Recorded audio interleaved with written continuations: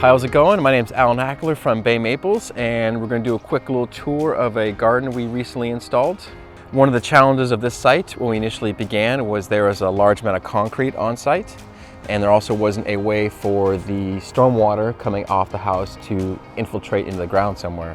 So during the initial brainstorming phase of the project, I suggested to the client that this would be a great opportunity to remove the concrete to not only create some planting areas to soften up the front of the house, but also gave us a chance to direct the stormwater runoff from the downspout and create a stormwater rain garden in this area.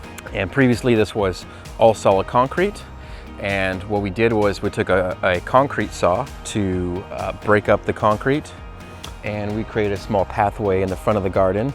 Here we are in the courtyard section of the front yard, and this gave us another opportunity to manage some of the downspouts coming off these two sections of the house. And our goal here was to keep the water away from the foundation and also create an attractive way to manage the water in the stormwater right here.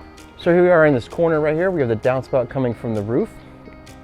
Previously, when the water would come down during a rain event, it would sort of flood this little corner area. So what we did was we installed this new drain pipe that connects to the bottom of the downspout, comes underground through here, between this new cut in the concrete, and then fills in this little swale right here. And then the outlet is right here, neatly disguised underneath this rock.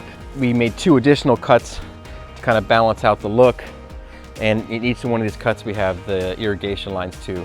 So not only do they have aesthetic value, it also functions in terms of allowing us to run our pipes. So one of the solutions that we came up with in order to get the water from our downspout into our newly created rain garden was to make some cuts in the concrete, which allows the water as it comes down the downspout to flow through the outlet and then slowly make its way through these cuts in the concrete and then flow into the garden.